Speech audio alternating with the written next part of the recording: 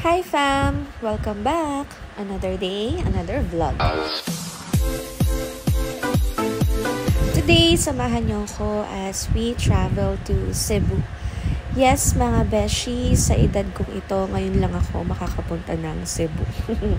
By the way, 3 parts tong video. Hindi ko kasi kayang pagkasyahin lahat-lahat ng ganapchi sa isang buong vlog. So, part 1 muna tayo, okay? It's Thursday today, 8:35 in the morning yung flight namin with AirAsia. Iniwan namin yung sasakyan namin sa parking ng NAIA. And sa part 3 nitong video, i-reveal ko sa inyo kung magkano ba yung naging parking fee namin. First time ko din with AirAsia and in fairness, walang naging delays, lahat on time. By the way, itong travel ito, hindi lang siya vacation. Actually, work/travel, parang ganun. And then, kasama namin yung mga kasamahan namin sa work. At dahil nasa may bintana ako, ayan, sige, video tayo ng clouds. Medyo mabilis yung travel namin. We are expecting na 10 a.m. kami nandito sa Mactan Airport, pero before 10 nakalapag na kami. From airport, nag-taxi kami papuntang Cebu City. Marami namang taxi, hindi mahirap sumakay. Ayan, we're here at Cebu City. We're here at E-Block IT Park. Yes, kasi nandito sa area na to yung office namin. Pero, bago pumuntang office, kain muna, gutom na ang lahat. Yes. Actually, ayan nga, bitbit pa rin namin yung mga maleta namin. Talagang diretso, kain muna. Actually, dito sa IT Park, ang dami ng pwedeng pagpilian. Pero ang nanalo, grillers. Nandito na nga ang mga kasama namin, pati yung boss namin nandito na rin. And yung kumakaway na yun, si Jerson yun. He's a travel vlogger, siya yung nag-arrange ng buong travel na to. Subscribe to his channel, The House of Jaya, for other travel ideas. Ayan, food is served. Kain muna. After kumain, diretso work na nga kami pero hindi ko napapakita sa inyo yung work. Fast forward, 7 p.m. dinner time na. We're here at Sugbo Mercado. Syempre, hindi mawawala ang lechon Cebu. Pero bukod dyan, meron din sila ditong Japanese cuisine, Korean, Italian.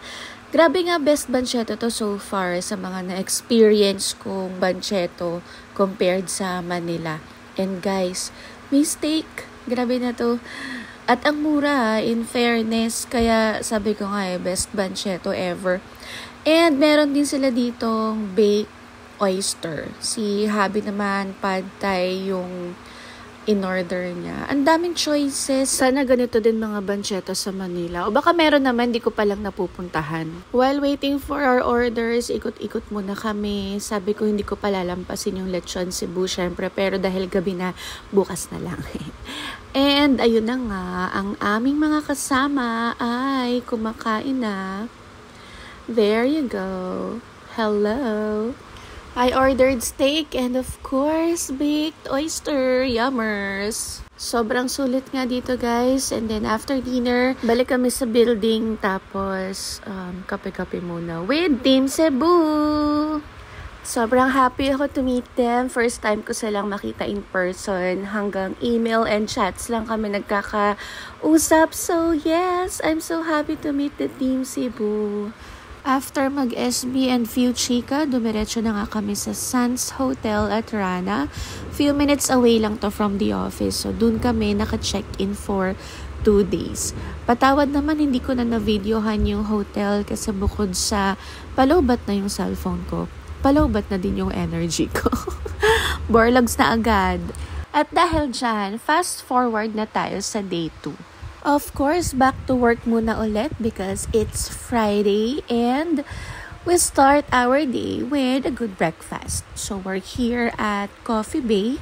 Few minutes walk lang away from the office. Masarap din naman yung coffee dito and maraming choices ng pastries, waffle, and malaki din yung serving nila, ganun. Kaya lang, yung specific na gusto kong orderin is not available at this moment. Sayang.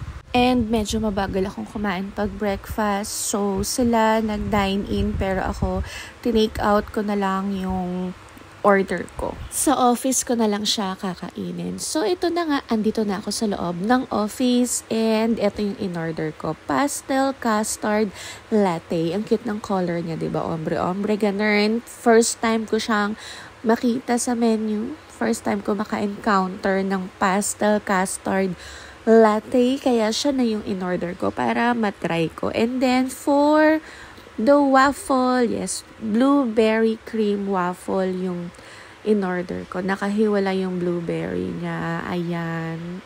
Ang dami, diba? And yung waffle, ang kapal at ang laki. Parang busog na ako nito hanggang lunch. Char! Hindi, malaki naman talaga. Kaya lang syempre magla-lunch pa rin ako.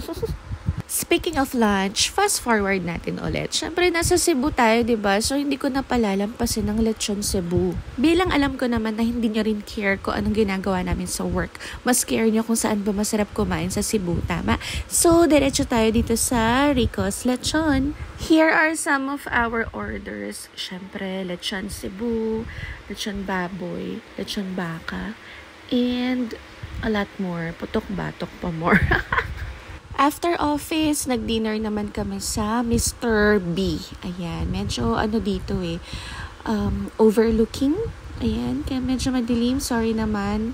Kasi ganyan talaga yung setup niya. May Mr. A din pala dito. After nito, check-in ulit sa hotel. And then tomorrow is our first trip to the beach. So, simula na ng exciting part. Stay tuned sa part 2. Thank you for watching. God bless!